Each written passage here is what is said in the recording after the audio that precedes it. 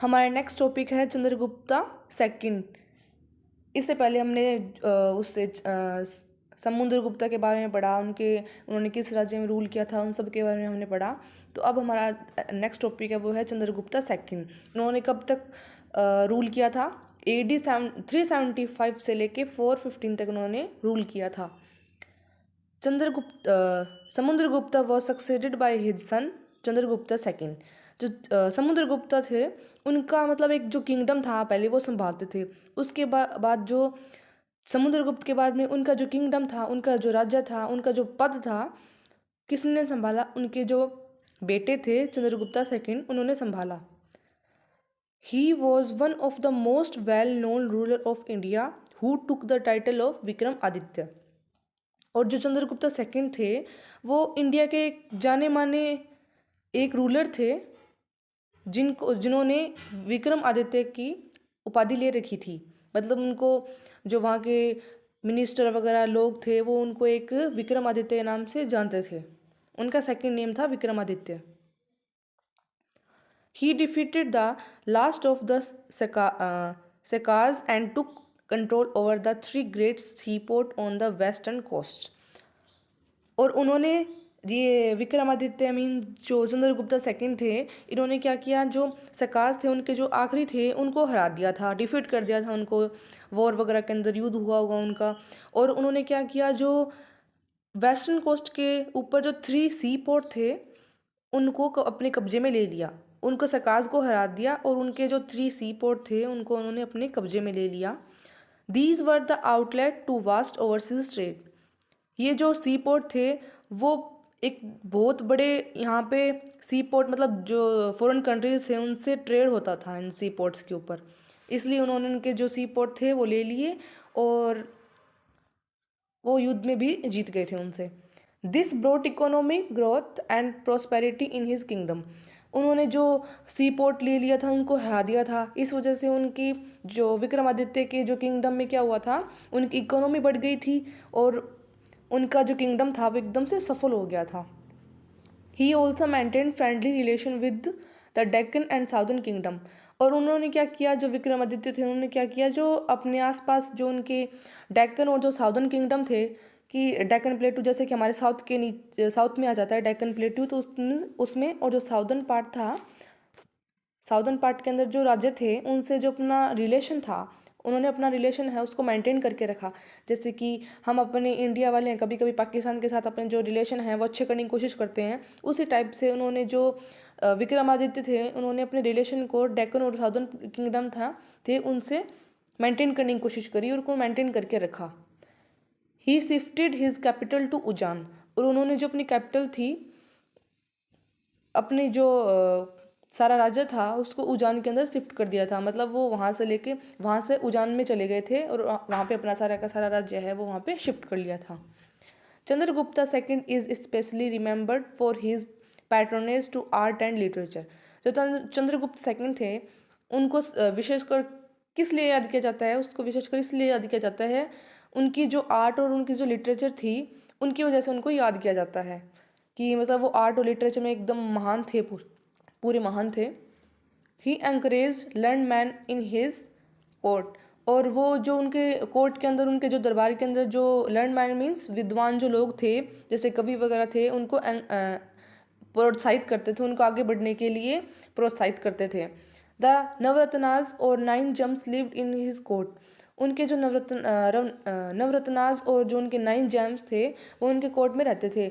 नवरत्नाज मतलब कि एक जैसे दरबार लगा होता है, उसमें सबसे फ्रंट सीट पे राजा बैठता है, उसके आजू बाजू जो मिनिस्टर वगैरह सबसे इम्पोर्टेंट मिनिस्टर होते हैं, उनके अलग अलग मिनिस्टर होते हैं, आपने देखा ही होगा, तो टीवी सीरियल्स के अंदर देखा ही होगा आपने। तो उनके आसपास में जो मिनिस्टर वगैरह बैठे होते हैं, तो एक तो सबसे बड़ा जो राजा होता है उसको नवरत्न बोला है, और उनके जो 9 जेम्स हैं उसके आसपास में बैठते हैं उनको 9 जेम्स बोला है। तो वो उनके कोर्ट्स में वहाँ पे रहते थे। These included Kalidas. उसमें कौन कौन बैठे होते थे वहाँ पे? उनमें से कुछ इंक्लूड हैं, कौन कौन है? जैसे कालिदास जी बैठे होते थे वहाँ पे, the poet and Aryabhatta. Poet और जो आर्यभट्ट है वो वहाँ पे होते थे उनके अंदर इंक्लूड। द एस्ट्रोनॉमर, और एस्ट्रोनॉमर भी होते थे। The Chinese travel Fajian, who visited India during his time, has written a detailed account of his kingdom. एक जो चाइनीज़ ट्रैवलर थे, जैसे कि दूसरी कंट्री से ट्रैवल करने आते थे लोग एक यात्री के रूप में, तो वहाँ पे कौन आया था? फाजियान आए थे, चाइना से आए थे। उन्होंने इंडिया में विजिट किया था, जो विक्रमादित्य उनके टाइम में, उनका शासन के टाइम में उन्होंने वहाँ पे विजिट किया था। तो उन्होंने क्या किया, एक उनके जो किंगडम है, अपने जो किंगडम है उनके बारे में उन्होंने एक डिटेल लिख दी, सारी की सारी उनके किंगडम के बारे में। नेक्स्ट क्या है? नेक्स्ट टॉपिक है हर्षवर्धना। अब इनके जो चंद्रगुप्त और समुद्रगुप्त, उनके बाद में किसका शासन आया? इनके बाद में जो हर्षवर्धना, उनका शासन आया।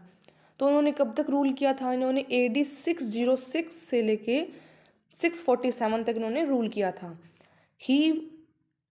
We know about Harshavardhana reign from many literary sources. हम जो हर्षाज हैं, हर्षवर्धना को उन्होंने शॉर्ट नेम दिया है हर्षाज, उनके बारे में, मतलब उनके पुराने जो जितना भी उनका शासन काल चलता था, उनके शासन के उन्होंने कब रूल किया था, उनके बारे में हम कई जो सोर्सेज है, लिटरेरी सोर्स मतलब साहित्य वगैरह होते हैं, बुक्स होती हैं, उनके बारे में इन कई चीज़ों से हमने पढ़ा है, कई चीज़ों से जाना है, और कई बुक्स भी इनके ऊपर लिखी हुई हैं। उनमें से the first is the Harshacharita which is a biography of Harsha. उनमें से एक बुक है हरिश्चरिता, जो कि उनकी एक बायोग्राफी बुक है हर्षा की। उसके अंदर उनकी सारी बायोग्राफी लिखी है, मतलब उन्होंने किस टाइम पे क्या राज किया था, उनके सारे वंश के बारे में इसमें डिस्क्राइब किया गया है। It was written in Sanskrit language by his court poet Bana Bhatta. और इस जो हरिश्चरिता जो बुक है, इसको किसने लिखा है? इसको उनकी वहाँ के एक पोइट थे, उनके कोर्ट में पोइट रखते थे उनको, क्योंकि जो राजा वगैरह होते हैं वो ये सोचते हैं कि वो रूल कर रहे होते हैं वहाँ पे, लेकिन वो ऐसे सोचते हैं कि आने वाले टाइम में हमारी मतलब जिक्र होता रहे और हमारे बारे में लोग जाने, तो वो अपने दरबार में पोइट वगैरह को रखते थे। तो वो पोइट वगैरह उनकी बायोग्राफी वगैरह लिखते थे। तो उनके दरबार में एक पोइट थे बन्ना भट्टा, तो उन्होंने उनकी जो बायोग्राफी है वो लिखी थी, और वो किस में लिखी गई थी? वो संस्कृत लैंग्वेज में लिखी गई थी। The biography gives a genealogy of Harsha and with his becoming the king. और उनकी जो बायोग्राफी है वो एक जेन्योलॉजी मतलब देती है हर्ष की। जेन्योलॉजी मीन्स उनके जो वंशक्रम है सारा का सारा, उसमें कि उनके फादर मदर और उनके सारा कुछ, उनकी फैमिली के बारे में, उन्होंने कब कहाँ रूल किया था, सब कुछ उसके अंदर लिखा हुआ था। और ये जो बायोग्राफी है वो कब एंड हो गई थी, इसका कब मतलब कहाँ ख़त्म होती है? ये वहाँ ख़त्म होती है जब वो राजा बन गए थे। हर्षवर्धना जो राजा बन गए थे, तब इनकी जो बायोग्राफी है वो यहीं तक ख़त्म हो जाती है। The other source is a detailed account of A Chinese Buddhist traveller जुआन जैंग। और दूसरी जो सोर्स है जिसके थ्रू हम इनकी जो बायोग्राफी है उनके बारे में हम पढ़ सकते हैं, वो क्या है? एक जो चाइनीज़ ट्रैवलर आए थे यहाँ पे इनके टाइम में, हर्षवर्धना के टाइम में बुद्धिस्ट ट्रैवलर थे ये चाइनीज़ के, तो जुआंग जंग ये यहाँ पे आए थे। Who was an honour guest in the court of Harsha. ये क्या थे? एक ऑनर गेस्ट थे, गेस्ट के रूप में यहाँ पे इनके कोर्ट में आए थे हर्षा के। Both of them extremely praised Harsha. और जो बन्ना भट्टा और जो ये चाइनीज़ ट्रैवलर थे, इन्होंने इनके बारे में इनकी अपने बुक्स के अंदर लिखा है, उनमें इन्होंने इनकी बहुत ज़्यादा प्रेज़ की है, हर्षवर्धना की बहुत ज़्यादा प्रेज़ की है इन्होंने। Harsha was not the oldest son of his father. जो हर्षा थे वो अपने जो फादर हैं उनके सबसे पुराने बेटे नहीं थे, लेकिन becoming king of Thanesar after both his father and elder brother died. लेकिन बाद में क्या राजा बन गए थे थानेसाई के। कब बने थे? उनके जो फादर और उनका जो बड़ा भाई था, उनकी डेथ के बाद में यहाँ पे थानेसाई के क्या बन गए थे? राजा बन गए थे। His brother in law was the ruler of Kannauj and he was killed by ruler of Bengal. ये इनके जो हर्षवर्धन है, इनके जो ब्रदर इन लॉ क्या होता है? इनके जो राजा हर्षवर्धन हैं, इनकी बहन के जो हस्बैंड थे वो इनके ब्रदर इन लॉ मतलब इनके जीजा हैं। वो किसके रूलर थे? वो कनौज के रूलर थे, वहाँ के राजा थे। और उनको किसने मार दिया था? बंगाल के जो रूलर्स थे, बंगाल के जो राजा थे, उन्होंने इनको मार दिया था। इनके जीजा को, हर्षवर्धन की जीजा को बंगाल के किसी रूलर ने मार दिया था। Harsha took over the kingdom of Kannauj. उनकी मौत के बाद में क्या हुआ? उनको मारने के बाद में जो हर्षा थे, उन्होंने अपने जो जीजा थे उनका जो किंगडम था उन्होंने अपने कब्जे में ले लिया। हर्षवर्धन ने इनके जो किंगडम है उनको अपने कब्जे में ले लिया। ही कन्क्वर्ड मुग्धा एंड बंगाल। फिर उन्होंने क्या किया? जो मुग्धा और जो बंगाल था उसको उसको जीत लिया। युद्ध वगैरह हुआ होगा तो उनमें इन्होंने अपने कब्जे में ले लिया, उनको अपना जीत लिया इनको। By AD 612 his empire extended from Himalayas in north to river Narmada in the south। फिर क्या हुआ? AD 612 AD तक क्या हुआ? जो हर्षवर्धन थे, इनका अंपायर मतलब एकदम बहुत बड़ा हो चुका था, फैल चुका था। कहाँ तक? हिमालय जो नॉर्थ में है, हमारे इंडिया के मैप से देखें तो जो नॉर्थ में पड़ जाता है हिमालय, तो वहाँ से लेके जो रिवर नर्मदा है, ऐसे डेक्कन प्लेट्यू के नीचे जो आ जाती है नर्मदा रिवर साउथ में, वहाँ तक इनका जो किंगडम है वो फैल चुका था। And from Punjab in the west to Bengal in the east. और पंजाब जो हमारा की वेस्ट में है और बंगाल जो कि हमारा ईस्ट है, यहाँ तक इनका जो पूरा किंगडम है वो फैल गया था। दो he attempted to cross river Narmada to march into the Deccan region, but he was defeated by the great Chalukyan king Pulakeshin second. फिर क्या हुआ? हालांकि वो इनका जो किंगडम है वो फैल गया था, लेकिन उन्होंने क्या किया? जो हर्षवर्धन थे, जैसे कि उनका जीजा मर गया था, तो उनकी बहन का जो हस्बैंड मर गया था, मतलब उनको मार दिया गया था, तो उन्होंने क्या एकदम से ऐसे उनको बदले की भावना उनके अंदर जागी कि उन्होंने कैसे मारा, हम उनसे बदला लें। तो उन्होंने क्या किया? उनका किंगडम तो जैसे कि जो हर्षा है उनका किंगडम तो ऊपर नॉर्थ में पड़ता है, सारा नॉर्थ के अंदर है इनका किंगडम, नॉर्थ के अंदर सारा फैला हुआ था। उसके नीचे, नॉर्थ के नीचे जो डेक्कन और जो साउथ का रीजन आ जाता है, उसके अंदर जो दूसरे रूलर थे उनका राज चलता था। तो उन्होंने क्या किया? उनको बदला लेने के लिए उन्होंने क्या किया? एक जो नर्मदा रिवर है उसके नीचे जो किंगडम्स थे सारे, उनमें उनको डिफीट करने की कोशिश करी, उनको क्रॉस करने की कोशिश करी, डेक्कन प्लेटू रीजन के अंदर उन्होंने जाने की कोशिश करी। But he was defeated by great Chalukyas king. लेकिन वो घुस नहीं पाए थे, नर्मदा रिवर से आगे क्रॉस नहीं कर पाए थे, क्योंकि जो ग्रेट चालुक्याज किंग थे उन्होंने उनको हरा दिया था। और उन चालुक्याज किंग का नाम क्या था? पुलकेशिन सेकंड। पुलकेशिन सेकंड ने किसको हरा दिया था? हर्षा को हरा दिया था। Ravi Kirti, the court poet of Pulakeshin second, has also written about the war between Harshavardhan and Pulakeshin second in a Prashasti. Ravi Kirti, जैसे कि हर्षा की जो बायोग्राफी है वो किसने लिखी थी? बन्ना भट्ट ने लिखी थी। अब क्या है, जो दूसरे जो किंगडम आया है, क्योंकि हर्षवर्धन का रोल यहाँ तक ही था, क्योंकि एक किंगडम के अंदर एक पहले क्या होता था, एक राजा आता था वो पावरफुल हो जाता था, फिर सेकंड राजा आता था वो उस दूसरे को हरा देता था, फिर तीसरा आता था उसको हरा देता था, वो अपनी पावर वहाँ पे रख लेता था। ऐसे क्या होता था? अब इसमें है हर्षवर्धन हार गया था। हर्ष के बाद में क्या कौन आया था? पुलकेशिन सेकंड आए थे। तो उनकी पुलकेशिन सेकंड की बायोग्राफी किसने लिखी थी? उनकी जो बायोग्राफी है, उनकी जो बुक है वो किसने लिखी थी? रवि कीर्ति ने लिखी थी। उन्होंने अपनी जो चलो हम पढ़ते हैं। Ravi Kirti, the court poet of Pulakeshin second, also has also written about the war between Harshavardhana and Pulakeshin second in a Prashasti. ये प्रेस्टिष्ठि है, ये इनकी बुक का नाम है। जैसे कि वो हरीश चरित्र थी, वैसे ही प्रेस्टिज के अंदर इन्होंने जो रवि कीर्ति, इन्होंने जो हर्षवर्धना और जो पुलकेशिन है, इनके वॉर के बीच में इन दोनों की वॉर कैसे हुई थी, इन दोनों के बीच में क्या हुआ था, वो सब इस प्रेस्टिज में लिखा हुआ है। Harsha was a great scholar and patron of learning. जो हर्षा थे वो एक बहुत बड़े स्कॉलर थे, मतलब विद्वान थे, और पैट्रॉन ऑफ लर्निंग, और मतलब कि जो लर्निंग को मेंटेन करने वाले भी थे। He gave financial support to the university of Nalanda Bihar. और उन्होंने जो हर्षा थे, इन्होंने फाइनेंशियल हेल्प मतलब आर्थिक सपोर्ट भी दिया था। एक यूनिवर्सिटी थी बिहार के अंदर, यूनिवर्सिटी एट नालंदा बिहार के अंदर थी university. It was famous centre of higher education and Buddhist learning. ये जो यूनिवर्सिटी थी एक फेमस सेंटर थी हायर एजुकेशन के लिए और जो बुद्धिस्ट लर्निंग है उसके लिए। He was also a great patron of Buddhism. और ये जो हर्षा थे वो एक बहुत बड़े पैट्रन थे बुद्धिज़्म के।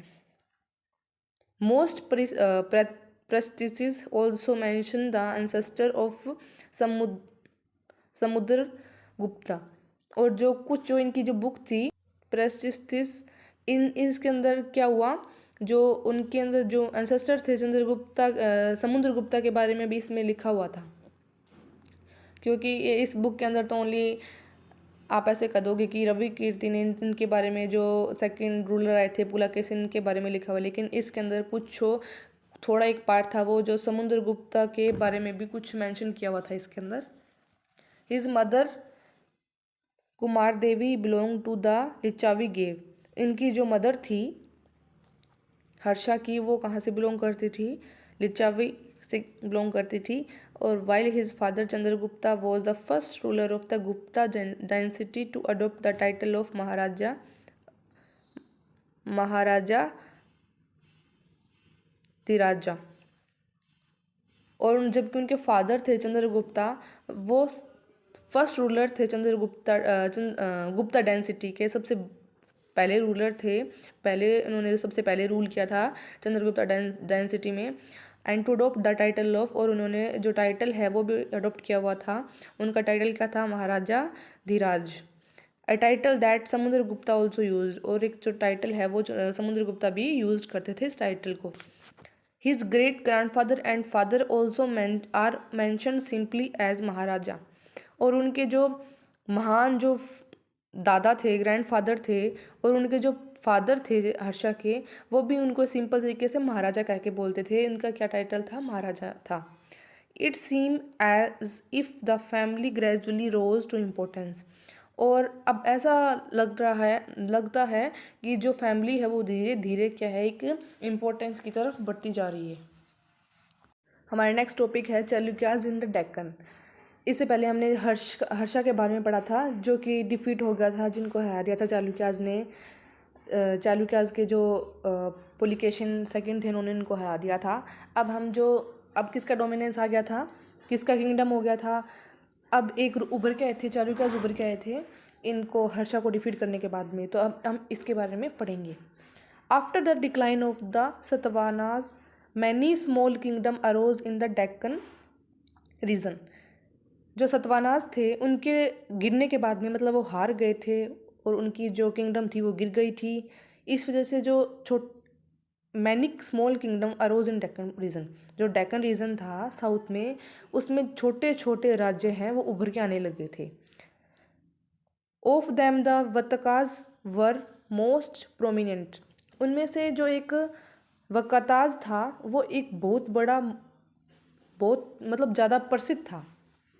इनकी जो डायनेस्टी थी वतकाज की वो बहुत ज़्यादा प्रसिद्ध थी उस टाइम में। जो उभर के आ रहे थे, जो स्मॉल किंगडम्स बन रहे थे, उनमें से एक थी वतकाज जो कि बहुत ज़्यादा प्रसिद्ध मानी जाती थी। But they could not last for long. लेकिन वो क्या हुआ, वो ज़्यादा देर तक वहाँ पे रुक नहीं सके, मतलब वहाँ पे उनका ज़्यादा डोमिनेंस नहीं चला। They were followed by the Chalukyas. क्यों नहीं चल सका, क्योंकि उनके पीछे कौन पड़े थे, चालुक्याज पड़े थे। और उनको वहाँ से मतलब एक टाइप से उनको गिरा दिया, फिर डिफीट कर दिया। तो वो वहाँ से उनका जो डोमिनेंस है वतकाज का वो ख़त्म हो गया था और उनकी जगह कौन आ गए थे, चालुक्याज आ गए थे। At the time when Harsha ruled in north. जब उस टाइम पे जब जो हर्षा थे वो नॉर्थ में रूल करते थे, the Chalukyas had establish a powerful kingdom in north Deccan. तो चालुक्याज ने एक बहुत बड़ा पावरफुल जो किंगडम है नॉर्थ डेक्कन में वो इस्टेब्लिश किया था। The kingdom of Chalukyas spread between the river Krishna and Tungabhadra. और जो चालुक्याज का जो किंगडम था वो कहाँ तक फैला हुआ था, जो डेक्कन में, जो हमारे साउथ के जो नॉर्थ में जो एक वो है रिवर है कृष्णा और तुंगभद्रा, उन दोनों के बीच में ये जो किंगडम है चालुक्याज का वो फैला हुआ था। That is it was centred around the Raichur Doab. इसलिए जो रायचूर दोआब है उसके आसपास में इसका सेंटर था। Aihole was the capital of Chalukyas. जो एहोल है वो चालुक्याज की क्या थी, कैपिटल थी। This was also an important trading centre. और जो ये अहोल थी वो क्या थी, एक ट्रेडिंग सेंटर था इनका, बहुत मतलब यहाँ पे ट्रेड होता था, बहुत बड़े बड़े ट्रेड्स होते थे यहाँ पे, इसलिए यहाँ क्या इम्पोर्टेंट, बहुत ज़्यादा इम्पोर्टेंट ट्रेडिंग सेंटर बन गया था। The city has had a number of temple, और इस जो अहोल सिटी है इसके अंदर क्या थे, टेम्पल्स भी बहुत ज़्यादा थे। नेक्स्ट हमारा क्या है, पुलकेशिन सेकंड। इन्होंने कहाँ तक रूल किया था, क्योंकि पुलकेशिन थे वो एक बहुत बड़े वो थे, ग्रेट वॉरियर थे, उन चालुक्याज के एक ग्रेट राजा थे, इसके बारे में हम पढ़ेंगे। तो इन्होंने कब तक रूल किया, इन्होंने AD 608 से लेके 642 तक इन्होंने अपना जो डोमिनेंस है, अपना जो रूल है, अपने किंगडम में इन्होंने रूल किया। Pulakeshin second was the most powerful king of the Chalukyas dynasty. जब पुलकेशिन सेकंड थे वो बहुत ज़्यादा पावरफुल किंग थे चालुक्याज डायनेस्टी के, मतलब चालुक्याज जो डायनेस्टी थी, वंश था, उनके सबसे मोस्ट पावरफुल किंग थे, राजा थे। Aprestity was composed by his court poet Ravi Kirti gives a detailed description about Pulakeshini II। जो प्रेस्टिस्ट्री जो बुक थी, जिसको उनके जो कोर्ट के पोइट थे रवि कीर्ति, उन्होंने कंपोज की थी, उन्होंने लिखी थी, तो उन्होंने उसके अंदर एक डिटेल दी थी, पुलकेशिन सेकंड के बारे में भी उन्होंने डिटेल उस बुक में लिखी हुई थी। He got his kingdom from his uncle. जो पुलकेशिन है, क्योंकि हर कोई जो राजा बनता है वो अपने फादर से ही जो किंगडम है उनके बाद में ही बनता है, अपने फादर के बाद में। लेकिन ये जो पुलकेशिन जो किंग थे, उन्होंने अपनी जो किंग थी वो किंगडम थी, जो अपना गद्दी थी, वो किन से प्राप्त हुई थी इनको, अपने फादर से नहीं हुई थी, अपने अंकल से हुई थी इनको। He led expedition along both the west and east coast. और ये जो वेस्ट और जो ईस्ट कोस्ट है, दोनों साइड में कब्जा करना चाहते थे। He also stop the advance of Harshavardhana in AD 620। और उन्होंने जो हर्षवर्धना का 620 AD में जो हर्षवर्धना था, उनकी मतलब एक तरफ से उनकी उन्नति करना, जो हर्षवर्धना थे वो आगे बढ़ना चाहते थे, तो उनकी जो आगे बढ़ने की जो उन्नति करना, एडवांस करना, सब कुछ उन्होंने, जो पुलकेशिन सेकंड थे, उन्होंने स्टॉप कर दिया था, एक तरफ से उनको रोक दिया था वहीं कि तुम आगे बढ़ नहीं सकते, अब मेरा डोमिनेंस है बस यहाँ पर। Pulakeshin second also defeated the Pallava king of southern region who took shelter behind the wall of the Kanchipuram. जो पुलकेशिन सेकंड थे, उन्होंने किसको हरा दिया था, जो पल्लवा किंग थे साउदर्न रीजन के, उसी उनके जो वो कहाँ से बिलोंग करते थे, पुलकेशिन वो भी साउथ से बिलोंग करते थे, लेकिन साउथ के अंदर भी अलग अलग किंगडम थे जिनसे इनकी लड़ाइयाँ वगैरह होती थी, क्योंकि राजा राजा तो आपस में लड़ते ही थे कि मेरा डोमिनेशन होना चाहिए बस, और कहीं नहीं आना चाहिए यहाँ पे। तो वो क्या करते थे, वहाँ पे जो राजा थे वो उन्होंने अपना किसी ज़मीन के लिए फिर कोई किंगडम के लिए लड़ने लग गए होंगे, तो लड़ने के बाद में उन्होंने क्या हुआ, वो जो राजा पल्लवा किंग था उनको हरा दिया था साउदर्न रीजन के अंदर, अपने ही उधर अपने एक ही रीजन के अंदर दूसरे राजा को हरा दिया था। किसने हरा दिया था, पुलकेशिनी सेकंड ने। फिर वो जो जिसको हराया था पल्लवा किंग था, वो क्या हुआ, बेचारा डर के मारे कहाँ छुप गया था, कांचीपुरम वॉल के पीछे छुप गया था। इतनी बुरी तरह से हराया था उसको, देख लो। The Chalukyas rule decline after the death of Pulakeshin second. जो अब चालुक्याज डायनेस्टी से बिलोंग करते हैं, पुलकेशिनी सेकंड जो सबसे बड़े राजा थे अपने टाइम में, लोग उनसे डरते थे, वो पुलकेशिन सबको हरा दिया था उन्होंने। फिर क्या हुआ, जैसे मैंने आपको पहले बताया था कि जो राजा होते हैं वो थोड़े टाइम के लिए रूल करते हैं, फिर वो हार जाते हैं, फिर दूसरे राजा आ जाते हैं, फिर वो रूल करते हैं, फिर तीसरे आ जाते हैं, फिर वो रूल करते हैं। ऐसे ऐसे क्या हुआ, जो चालुक्यास थे वो भी बेचारे थोड़े थोड़े कमज़ोर होते गए, एकदम से डिक्लाइन होते गए, उनकी भी क्या हो गई थी, गिर गए थे वो भी। गिरना ऐसा नहीं कि वो नीचे पड़ गए थे, गिरना मतलब उनकी जो किंगडम थी वो धीरे धीरे कम होती गई, उनका जो डोमिनेंस था, उनकी जो पावर थी वो कम होती गई, क्योंकि जो पुलकेशिन सबसे बड़ा राजा था वो उनकी क्या हो गई थी, डेथ हो गई थी, इस वजह से क्या है वो कमज़ोर होते गए। फिर क्या हुआ, later this dynasty was completely destroyed. फिर बाद में क्या हुआ, उनकी जो डेंसिटी थी, उनका जो वंश था चालुक्यास डेंसिटी, वो क्या होगी, पूरी तरह से बर्बाद हो गई थी बाय अनदर डेक्कन पावर। उन्हीं के रीजन में जो दूसरी पावर आ गई थी, उनसे भी बड़ी पावर आ गई थी ना, उनसे हार गए थे वो। कौन थी वो पावर, द राष्ट्रिकुताज, इस पावर का नाम है, वो सबसे बड़ी पावर ये है। सो हमारा नेक्स्ट टॉपिक है पल्लवाज। अब क्या हुआ, जो चालुक्यास थे ये हार गए थे, तो इनके बाद में कौन आए थे, पल्लवाज आए थे। तो अब हम पल्लवाज के बारे में पढ़ेंगे। इनिशियली मतलब सबसे शुरुआती में क्या हुआ था, the Pallavas were perhaps the governor of the Satavahanas. जो सबसे शुरुआत में जो पल्लवाज थे वो शायद, ऐसा कहा जाता है शायद कि वो किस गवर्नर थे सतवानाज के, मीन्स कि वो सबसे मतलब जो सतवानाज थे वो उनको फॉलो करते थे पल्लवाज को, इनका डोमिनेंस था पल्लवाज का, तो वो क्या गवर्नर थे सतवानाज के। Later when the Satavahanas empire decline, फिर बाद में जो सतवानाज एम्पायर था वो गिर गया था, वो डिफीट हो गया था, वो मतलब एक तरफ से हार गया था। उसके बाद में क्या हुआ था, दे बिकेम इंडिपेंडेंट, वो इंडिपेंडेंट बन गए थे। The Pallavas were also contemporary of Harshvardhan, जो पल्लवाज थे वो शायद वो जो पल्लवाज थे वो हर्षवर्धन के कंटेम्प्रेरी भी थे। The king of the Pallavas spread from region around their capital Kanchipuram to the Kaveri delta, जो पल्लवाज जो डेंसिटी थी उनका जो किंगडम था, किंगडम मीन्स उनका जो राज्य था, एक राज्य में उनकी जो दरबार लगता था, उनका राजा रहता था वहाँ पे, उनका जो राज्य था वो कहाँ तक फैला हुआ था, वो उनकी जो कैपिटल थी जहाँ पे वो रहते थे, उनकी कैपिटल क्या थी, कांचीपुरम थी उनकी कैपिटल। तो उनकी कैपिटल से लेके कांचीपुरम से लेके कावेरी डेल्टा तक उनका जो किंगडम था वो फैला हुआ था।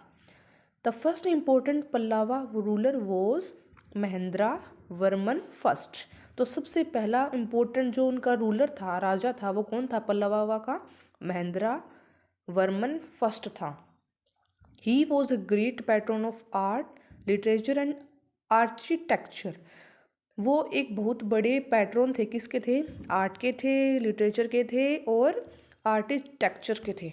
बट लेकिन महेंद्रा वर्मन सन, जो महेंद्रा वर्मन जो फर्स्ट रूलर थे, उनके जो बेटे थे, क्या थे उनके बेटे का नाम क्या था, बड़ा नाम है थोड़ा, नरासिम्हवर्मन फर्स्ट, नरासिम्हवर्मन फर्स्ट, उनके जो बेटे थे वो उनका नाम है, was the greatest ruler of the Pallava dynasty, वो पल्लावा डेंसिटी थी उनके ग्रेटेस्ट मतलब सबसे महान रूलर थे पल्लावा डेंसिटी के। कौन थे, महेंद्रा वर्मन के बेटे Narasimhavarman first. Chalukyas and the Pallavas often attacked each other, तो चालुक्याज थे पल्लावाज से पहले जो डेंसिटी थी चालुक्याज की, वो और जो अब हम पढ़ रहे हैं पल्लावाज के बारे में, वो एक दूसरे पर अटैक करते रहते थे पहले, फिर अटैक करते रहते तो एक दूसरे को हराने की भी सोचते थे। तो क्या हुआ, इन दोनों में से हारा कौन था, इन दोनों में से हारा था चालुक्याज, और फिर डोमिनेंस किसका आया, पल्लवाज का। After Narasimhavarman's death the Pallavas dynasty began to decline, फिर क्या हुआ, सबसे ग्रेटेस्ट राजा मर जाता है तब, तो फिर तो हमें पता ही है हारने के बाद में सबसे, अगर एक टीम के अंदर सबसे पावरफुल कैप्टन हार जाए तो पूरी टीम हार जाती है। वैसे ही क्या हुआ, जो पल्लवाज क्या नाम था इसका, पल्लावा जो डेंसिटी थी उसका सबसे बड़ा जो रूलर था नरसिम्हवर्मन, वो मर गया था, मतलब वो हार के मर गया था, उनकी डेथ हो गई। तो फिर क्या हुआ, जो पल्लावा डेंसिटी थी वो धीरे धीरे धीरे धीरे धीरे क्या होती गई, डिक्लाइन होती गई, वो गिर गई, वो डिफीट हो गई, वो ख़त्म हो गई। फिर क्या हुआ, by the end of the 19th century AD, फिर क्या हुआ मतलब कि 19th सेंचुरी के ख़त्म होते होते क्या हुआ, जो पल्लावा थी, Pallava were defeated by the Cholas and dynasty came to end, जो पल्लावा थी वो क्या हुआ था, चोला डेंसिटी से हार गई। किसने हरा दिया था उनका, पल्लावा के बाद में कौन सी डेंसिटी आई, चोला डेंसिटी आई, तो उन्होंने किसको हरा दिया, पल्लावा को हरा दिया। फिर क्या हुआ, the dynasty came to an end, फिर जो डेंसिटी थी पल्लावा की वो क्या हो गई थी, उनका कोई नामो निशानी नहीं रहा, वो सारे क्या हो गए थे, ख़त्म हो गए थे, उनमें से कोई रूलर नहीं बचा था उनका। हमारा नेक्स्ट टॉपिक है एडमिनिस्ट्रेशन इन दीज किंगडम्स, कि जो राजा का रूल चलता था, राजा के शासन थे सभी, तो इन सब के बीच में क्या हुआ, जो एडमिनिस्ट्रेशन थे वो वहाँ पे आ गए थे। एडमिनिस्ट्रेशन मीन्स कि जो सारी चीज़ों को कंट्रोल करता था, एक तो होता है राजा का, और एक जो अब के टाइम में जो एडमिनिस्ट्रेशन सिस्टम चलता है, एडमिनिस्ट्रेशन सिस्टम चलता है, तो उस एडमिनिस्ट्रेशन बोलते हैं, जैसे कि सारी चीज़ों को कंट्रोल करता है वो, कि जो गवर्नमेंट वगैरह होती हैं उस टाइप के जो सिस्टम होते हैं उनको एडमिनिस्ट्रेशन बोलते हैं। तो वो उस टाइम पे आ गए थे। तो उस टाइम पे फिर क्या हुआ था, वो अभी हम पढ़ेंगे। ड्यूरिंग दिस पीरियड, इस पीरियड के दौरान जो राजा वगैरह थे, इस पीरियड के दौरान there were a number of new administrative arrangement that had significant impact on the kingdoms. क्या हुआ था यहाँ पे, कई जो नए मतलब बहुत सारे नए, कई मतलब लार्ज नंबर में, कई नंबरों में जो न्यू नए जो एडमिनिस्ट्रेटिव अरेंजमेंट्स थे, अरेंजमेंट की जो व्यवस्थाएं थी वो वहाँ पे आ गई थी। That had significant impact on kingdom. इसका क्या इम्पैक्ट हुआ कि वहाँ पे जो किंगडम्स थे उसके ऊपर बहुत मतलब प्रभाव पड़ा, गहरा इम्पैक्ट पड़ा था किंगडम्स के ऊपर, क्योंकि किंगडम्स अपना रूल चलाते थे और उनके बीच में कौन आ गया था, वो एडमिनिस्ट्रेटिव सिस्टम आ गए थे, क्योंकि वो अपना वहाँ पे चलाएंगे डोमिनेंस कि तुम ऐसे करो तुम वैसे करो, तो फिर उनके लिए प्रॉब्लम होगी ना किंगडम्स राज्य वगैरह के लिए। Earlier land was important source of revenue for the king. पहले क्या होता था, जो राजा होता था ना उसके लिए जो अपनी जो ज़मीन होती है, जैसे राजाओं के पास तो बहुत ज़्यादा बड़ी बड़ी ज़मीनें होती थी पहले, उसके ऊपर वो करते थे सब कुछ और उनसे ही उनका पैसा वगैरह धन दौलत होती थी। तो फिर राजा के लिए सबसे पहले जो उनकी जो लैंड्स होती थी ना, वो एक मात्र सोर्स होती थी अपनी जो रेवेन्यू, क्या होती है, रेवेन्यू होती है वो पैसा। तो वो पैसों के लिए सिर्फ उनकी जो लैंड होती है वो एक इम्पोर्टेंट सोर्स होती थी उनकी। The village was the basic unit for the village was the basic unit of administration. और जो विलेजेस थे वो जो एडमिनिस्ट्रेशन जो थे उनके लिए एक बेसिक यूनिट बन गए थे, बेसिक यूनिट थे उनके लिए, क्योंकि वो उनसे ही सब कुछ करते थे। बट लेकिन ड्यूरिंग दिस पीरियड, इस टाइम में king adopted a number of steps to win the support of socially, economically, politically and militarily powerful men। जो राजा थे उन्होंने क्या स्टेप उठाए, उन्होंने ये जो सोशली, इकोनॉमिकली और जो पॉलिटिकली और मिलिट्री जो पावरफुल मैन थे ना, ये सभी की वो सोशलिस्ट मतलब सब टाइप से पावरफुल मैन थे, उनको सपोर्ट जीतने के लिए उन्होंने, राजा ने ना कोई स्टेप उठाए थे ताकि वो उन लोगों का सपोर्ट जीत सके और उनकी तरफ वो शामिल हो जाए। तो क्या क्या स्टेप थे वो अभी हम नीचे पढ़ेंगे। These step were as follows. First point है, some important administrative post become hereditary. कि कुछ जो एडमिनिस्ट्रेटिव जो पोस्ट होती हैं वो एकदम हेरिडेटरी बन गई थी। हेरिडेटरी का मीन्स क्या होता है, जैसे कि आपके दादा हैं, फिर जो आपके दादा जैसे कोई टीचर हैं, फिर उसके पीछे आपके पापा हैं वो भी टीचर बनेंगे होंगे, फिर उनके जो बेटे हैं वो भी टीचर बनेंगे हो, तो उनके पीछे पीछे पीछे पीछे से जैसे सारा काम चलता आ रहा है वो अभी भी उसी लाइन में जुड़े हुए हैं। तो उसी टाइप पे जो राजा है उसकी जो गद्दी है वो अपनी गद्दी छोड़ेगा, फिर उस राजा का जो बेटा है वो उस गद्दी पे बैठेगा, वो अपनी उसकी राजा का दरबार संभालेगा, फिर उसका बेटा संभालेगा, फिर उसका बेटा, फिर उसका बेटा, ऐसे चलता रहता है। तो उसको क्या बोलते हैं, एकदम उनका वंश एकदम चला आ रहा है। It means the son succeeded their father to their post. इसका मतलब मैंने अभी बता दिया कि जो सन है वो अपने जो पापा की जो गद्दी होती है उसका जो उत्तराधिकार होता है वो उसके ऊपर अपना हक जमा लेता है, अपना मतलब सेट हो जाता है वहाँ पे, और अपने जो पापा की जो सारी दरबार वगैरह वो संभाल लेता है। फॉर एग्जाम्पल, जैसे उदाहरण के लिए क्या, एग्जाम्पल के लिए क्या है, जो हरिसेना थे द कोर्ट पोइट ऑफ समुद्र गुप्ता बिकेम। जो हरिसेना कौन थे, जो समुद्र गुप्ता के जो कोर्ट के अंदर जो पोइट थे हरिसेना, वो क्या थे, became a Mahananda Nayak.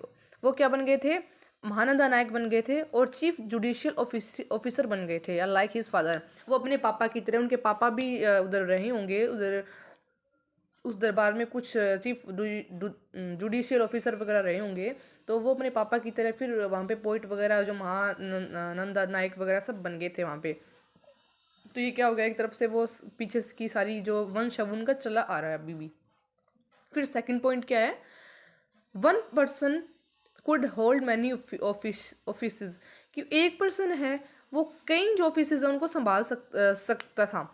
For example Harisena was not only a mahadandanayaka. जो फॉर एग्जाम्पल के लिए दिया है उसी का एग्जाम्पल दिया उन्होंने। जो हरिसेना था उन्होंने वो ना एक केवल महानंदा नायक ही था बल्कि ऑल्सो है कुमार मेहता था। कुमार मेहता मीन्स एक इम्पोर्टेंट मिनिस्टर भी था, महानंदा नायक के साथ साथ वो एक मिनिस्टर भी था। एंड है संधि विग्रहिका, और एक संधि विग्रहिका भी था। क्या होता है संधि विग्रहिका, एक minister of war and peace की, जो मिनिस्टर होता है वॉर और पीस का, मतलब उनको स्टेबल करना सब कुछ वो होता है। तो इसने कितनी जो पोस्ट हैं वो अपने कब्जे में ले रखी थी, किन किन का मतलब काम करता है, ये सारी की सारी ये पोस्ट हैं इनकी। फिर क्या थर्ड पॉइंट है, important men participated in local administration. जो लोकल जो एडमिनिस्ट्रेटिव स्टेशन के जो लोग थे ना वो इन sorry important men participated in local administration, जो इम्पोर्टेंट जो महत्वपूर्ण जो लोग थे वो जो लोकल एडमिनिस्ट्रेशन था उसके अंदर पार्टिसिपेट करते थे, भाग लेते थे उनके अंदर। दे हैड ऐसे इन इट, वो इसके बारे में कहते थे। दीज इंक्लूडेड द नगर श्रेष्ठी और मर्चेंट्स, कि इसके अंदर कौन कौन इंक्लूड हो सकता है मतलब पार्टिसिपेट करने के लिए, वो नगर श्रेष्ठी जो लोग होते हैं वो, और मर्चेंट्स व्यापारी वो, और जो प्रथमा और जो कुलिका और जो चीफ क्राफ्टमैन थे वो, और जो हेड होते हैं कयास्थाज के और स्क्राइब्स से जो शास्त्री पंडित लोग होते हैं वो इसके अंदर इंक्लूड हो सकते हैं या फिर होते थे। तो ये सारे पॉइंट्स हैं जिसको राजा अपने स्पोर्ट में करना चाहता था उनको। अनडाउटेबली मीन्स क्या, जो बिना किसी शक के, दीज पॉलिसीज वेरी इफेक्टिव, कि ये जो पॉलिसीज़ हैं 3 पॉलिसीज जो राजा ने बनाई थी, कदम उठाए थे, ये क्या हुई, बहुत ज़्यादा प्रभावित हुई, इफेक्टिव हुई। But on the other hand, लेकिन दूसरी ओर, some of these powerful men gradually become strong enough to establish independent kingdom, कि जो कुछ जो पावरफुल मैन थे उनके पास बहुत पावर थी सब कुछ करने की, वो क्या धीरे धीरे जो स्ट्रॉन्ग अपने जो इंडिपेंडेंट जो दूसरी ओर अपने एकदम स्वतंत्र जो किंगडम्स राज्य हैं वो बनाने में लग गए थे, वो मतलब बना सकते थे धीरे धीरे। नेक्स्ट टॉपिक है चेंजेस इन द आर्मी। ये आर्मी के अंदर क्या चेंजेस आए थे उस टाइम पे, क्योंकि एडमिनिस्ट्रेटिव सिस्टम आ गया था तो वो आर्मी के अंदर क्या क्या चेंजेस करेगा, तो हम अब देखेंगे कि आर्मी के अंदर क्या क्या चेंजेस हुए थे।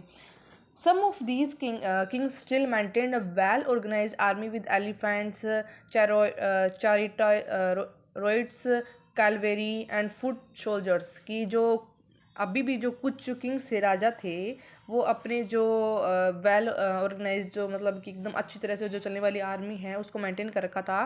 किसके साथ मेंटेन कर रखा था, एलिफेंट यूज़ करते थे वो अपनी आर्मी में, और जो रथ वगैरह होते थे उनको यूज़ करते थे, और जो कैलवेरी थी उनको यूज़ करते थे, और जो पैदल चलने वाले जो सोल्जर्स आर्मी होती थी मतलब फौजी वगैरह होते थे उनका यूज़ करते थे वो अपनी आर्मी के अंदर। We also find many changes in the army at this time. अब हम कुछ जो चेंजेस आ रहे हैं आर्मी के अंदर वो भी हम देख सकते हैं, हम ढूंढ सकते हैं कि क्या चेंजेस आ रहे हैं। There were many leaders who provided the king with troops whenever he required them, कि वहाँ पे कुछ जो मिलिट्री रूलर्स थे वो प्रोवाइड करते थे राजा को ट्रूप के साथ, मतलब राजा को ट्रूप्स प्रोवाइड करते थे जब उन्हें जरूरत होती थी। कौन करते थे, मिलिट्री लीडर्स जो फौजी वगैरह होते थे वो उनको प्रोवाइड करते थे इन रिटर्न। और रिटर्न में क्या होता था, they did not cut regular salaries but receive grants of land. अब उन्हें वो प्रोवाइड करते थे, क्या प्रोवाइड करते थे, ट्रूप्स यानी जो सेना की टुकड़ी होती है ना फौजी वगैरह, वो प्रोवाइड करते थे। फिर बदले में क्या होता था, वो उन्हें सैलरी नहीं मिलती थी उनके, कि जो ट्रूप्स के बदले उनको सैलरी मिल जाए, ना उन्हें सैलरी नहीं मिलती थी। उन्हें क्या मिलता था, एक छोटी सी लैंड का टुकड़ा मिलता था, मतलब कि ज़मीन मिलती थी उन्हें, पैसे नहीं मिलते थे उन्हें, ज़मीन मिलती थी। दे वर नोन एज समांथास, और जब उन्हें लैंड मिलती थी तो वो क्या कहलाते थे, उसको सबको क्या बोलते हैं, समांथास बोलते हैं। Samantas collected revenue from the land. फिर समांथास क्या करते थे, जो अपनी लैंड है उससे अपना जो पैसा है वो जोड़ते थे, उनसे पैसे मतलब कोई लैंड वगैरह को बेच देते थे, उनके बदले वो क्या करते थे, पैसे ले लेते थे। They use this revenue to maintain soldiers and horses and provide equipment for welfare. फिर क्या करते थे, वो जो समांथास थे वो क्या करते थे, जो अपनी पैसे थे उनको अपने जो सोल्जर्स जो अपने फौजी वगैरह हैं उनके अंदर, और जो अपने हॉर्सेज हैं उनके अंदर अपना सब कुछ मेंटेन करने के लिए, उनको अच्छे से संभाल करने के लिए उसके अंदर पैसा लगाते थे वो अपना। And provide equipment for welfare, और कुछ जो चीज़ें उनको चाहिए होती थी वो उनके वेलफेयर के लिए वो उनको प्रोवाइड करते थे। नेक्स्ट है, दी changes lesson the burden on the king. और ये सारी सारी चीज़ें क्या हो रही थी, सेना प्रोवाइड करती थी, राजा को चाहिए होती, इनकी संभाल कर रही थी सेना सब कुछ। तो क्या हो रहा था, जो राजा का जो बर्डन है ना, राजा के ऊपर सब कुछ भारी भारी रहता है कि राजा ही संभालता है सब कुछ, वो सारा क्या है, कम हो गया, राजा का बर्डन कम हो गया। But it had some negative aspect also, लेकिन इसके कुछ जो जैसे कि उनके कुछ चीज़ें होती है वो पॉजिटिव होती है तो कुछ नेगेटिव भी होती हैं। तो क्या होगा, ये जो चीज़ें थी वो क्या होगी, इसके कुछ नेगेटिव इफेक्ट भी थे, कि जो संभालने वाले थे वो कुछ कर रहे होंगे। आगे हम बढ़ते हैं। Van ever the king was weak, तब कभी भी जो राजा है वो अपना मतलब कमज़ोर होते थे, उन्हें कुछ हो जाता था, उनकी तबीयत खराब हो जाती थी, कुछ भी होता था ना, तो एक तरफ से वो वीक होते थे, तब तब these samantas try to become independent.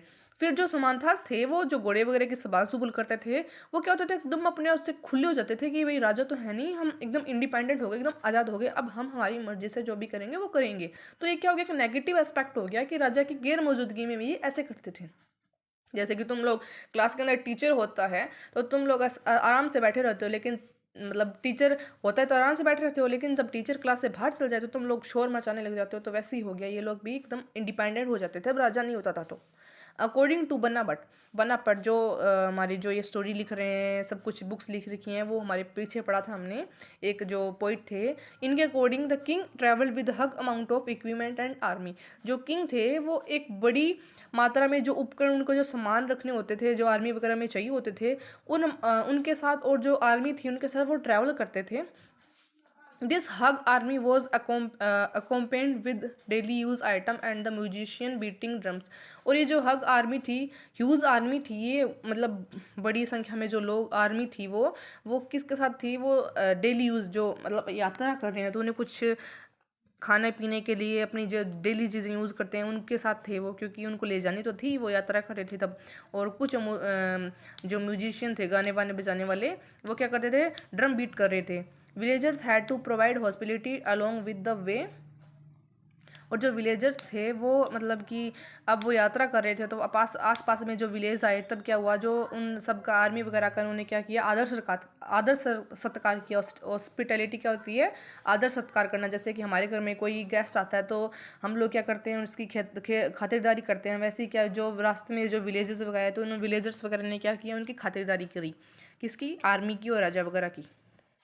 They provide gift of curd. उन्होंने क्या किया, उन्होंने गिफ्ट किया दही वगैरह और गुड़ और जो फ्लावर्स थे, और जो एनिमल्स के लिए उन्होंने चारा वगैरह गिफ्ट किया उनको, राजा और उसकी आर्मी वगैरह को। They also meet the king and place their complaint and petition before him. फिर उन्होंने चारा वगैरह खिलाया, पशुओं को गिफ्ट किया उन्होंने। फिर क्या किया उन्होंने, राजा है उसके सामने, राजा से मिले वो लोग जो विलेजर्स थे, और फिर उनके सामने जो अपनी समस्याएं थी, अपनी कंप्लेंट्स थी वो रखी, और उनके सामने जो अपनी पिटिशन्स वगैरह थी वो भी रखी। तो ये सब चेंजेस थे, आए थे हमारे इसके अंदर। हमारा नेक्स्ट टॉपिक है local assemblies in southern kingdom, कि जो आम जो वहाँ की लोकल सभाएं थी, लोकल जो साउदर्न किंगडम के अंदर, जो हमारा इंडिया है उसके आपको पता ही होगा, नॉर्थ और साउथ पार्ट होते हैं। तो उसमें जो साउथ नीचे वाला जो पार्ट एकदम नीचे वाला, उसको साउदर्न किंगडम बोलते हैं। तो उसके अंदर जो वहाँ पे जो राजा के जो राजा थे, राजा वहाँ पे रूल करते थे, राजा वगैरह थे। तो उस टाइम पे जो लोकल असेंबलीज थी उसका क्या रोल था वो हम अभी पढ़ेंगे। There were many local assemblies in southern India that function for several centuries, कि जो वहाँ पे जो साउदर्न इंडिया के अंदर बहुत सारी जो लोकल असेंबली सभाएँ थी, असेंबलीज थी, जो कि बहुत मतलब सर्वल सेंचुरीज तक अपने जो काम करती है ये वो करती थी। The inscription of the Pallavas also mention a number of local assemblies. और जो पल्लवाज थे, जो हमने पढ़े थे थोड़ी देर पहले, जो एक डेंसिटी थी पल्लवाज की, वो भी जो वो भी अपने जो बुक्स वगैरह थी उसके अंदर मेंशन की हुई थी, उसके अंदर भी जो लोकल असेंबलीज हैं उनके बारे में लिखा हुआ था। फॉर एग्जाम्पल, जैसे कि द सभा was an assembly of Brahmin land overs. जैसे कि एग्जाम्पल है, जो सभा है वो एक असेंबली है ब्राह्मीण्स की। किसकी असेंबली है, जो ब्राह्मीण लैंड ओवर्स हैं, जो जमींदार ब्राह्मीण जो जमींदार होते हैं वो उनकी असेंबली है। कौन सी है, इनकी असेंबली का नाम क्या है, सभा। तो सभा किसकी असेंबली है, ब्राह्मीण लैंड ओवर की असेंबली है, थी। दिस असेंबली फंक्शन थ्रू सब कमिटी। और ये जो असेंबली है इसके जो सारे काम थे वो मतलब फंक्शन करता था, किसके थ्रू होता था ये सब, वो सब कमेटी के थ्रू होता था। The sub committee looked after agriculture operations. और ये जो सब कमेटी थी वो सारा काम देखती थी, किसका काम देखती थी, जैसे कि एग्रीकल्चर ऑपरेशन सही हो रहे हैं नहीं हो रहे, मतलब एग्रीकल्चर सही चल रहा है नहीं चल रहा, जो रोड्स हैं वो सही बन रही नहीं बन रही, टेम्पल्स बन रहे हैं नहीं, ये सारा का सारा जितना भी काम होता था वो कौन देखती थी, सब कमेटी देखती थी। द उर was a village assembly of non Brahmins land overs. और जो नेक्स्ट कौन सी है सब हमारी जो असेंबली वो है उर। उर है वो एक विलेज की असेंबली, किसकी थी असेंबली, नॉन ब्राह्मीन्स। जो सभा थी वो तो प्योर जो ब्राह्मीण लैंड ओवर्स थे वो, और जो लोग ब्राह्मीण नहीं थे उनकी असेंबली कौन सी थी, उर असेंबली थी। The Nagram was assembly of merchants. तो नगराम जो असेंबली थी वो किसकी थी, व्यापारियों की थी, मर्चेंट्स की थी। प्रोबेबली शायद these assemblies were controlled by rich and powerful land overs and merchants. शायद ये जो असेंबलीज थी सारी की सारी, ऊर होगी, निगराम होगी, सभा होगी, सारी की सारी असेंबलीज हैं, इनको किसने संभाला हुआ था, किसने कंट्रोल किया हुआ था? जो बड़े बड़े जो रईस अमीर लोग होते हैं और जो पावरफुल एकदम शक्तिशाली, सारा कुछ उनके हिसाब से होता है।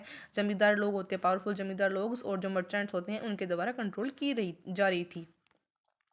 नेक्स्ट हमारा टॉपिक क्या है? नेक्स्ट हमारा टॉपिक है lies of the ordinary people, कि जो आम इन इतने जो राजा के बीच में, जो राजा वगैरह थे, इनके बीच में जो हमारे ये थे ऑर्डिनरी पीपल, आम जो जनता थी, वो उनका जीवन कैसा रहा वहाँ पे। The life of ordinary people in these kingdom was not good. अब ऑब्वियस है कि इतने बड़े बड़े राजा हैं, सब अपना अपना काम कर रहे हैं, तो बेचारे आम जनता के ऊपर कौन ध्यान देगा? तो जो ऑर्डिनरी पीपल थे उनका क्या है, वो काम है, मतलब कि उनका जो जीवन है वो अच्छा नहीं चल रहा था, मतलब अच्छा नहीं बीत रहा था उनका जीवन। We know about this from plays and other accounts. ये हमें पता है इन सब के बारे में कि उनका जीवन अच्छा नहीं चल रहा था। किसके थ्रू? जो कई जो नाटक हैं और दूसरी जो बुक्स वगैरह है, कई की सोर्सेज हैं, उनके द्वारा हमें पता चल रहा है कि इनका जीवन अच्छा नहीं था, हमें पता भी है। Kalidasa is known for his play depicting the life of kings court. जो कालिदासा थे वो एक हमारे जो थे, वो जो कि राजा के दरबार में एकदम नोन, जो 9 जम्स हैं उसके बीच में थे, उनके अंदर इंक्लूड थे। जो कालिदास थे वो जाने जाते थे अपने जो प्लेज हैं, अपने जो नाटक वगैरह हैं, उनके लिए जाने जाते थे, जो कि कोर्ट के अंदर, किंग्स कोर्ट के अंदर दिखाए जाते थे। His most famous play is Abhijnana Shakuntalam. उनका ये जो नाम दे रखा है, उनका जब एक फेमस सबसे प्रसिद्ध प्ले था। It is the story of the love between a king named Dushyant and young woman named Shakuntala. इस जो अभिजना शकुंतलम, ये जो प्ले है इनका, फेमस नाटक है, इसके अंदर स्टोरी क्या थी? इसके अंदर एक लव मतलब एक प्रेम था, प्यार था किसी के बीच में। एक राजा था, दुष्यंत नाम था उसका, उसके बीच में, और एक वुमेन थी जिसका नाम था शकुंतला। तो इन दोनों के बीच में जो प्रेम था उसकी स्टोरी है इसके अंदर। According to the Kalidas play, Kalidas का जो नाटक है उसके according, the king and the most Brahmin spoke Sanskrit language. जो किंग और जो कई जो ब्राह्मीण्स है वो संस्कृत लैंग्वेज बोलते थे, वाइल अदर्स यूज प्राकृत लैंग्वेज, और दूसरे जो लोग थे वो क्या प्राकृत लैंग्वेज यूज करते थे। दीज चाइनीज पिलग्रिम्स, एक चाइनीज जो पिलग्रिम्स यात्री आए थे, फाजियान, जो हमें पहले भी पढ़ा था, has written that untouchable were expected to live on the outskirt of the city.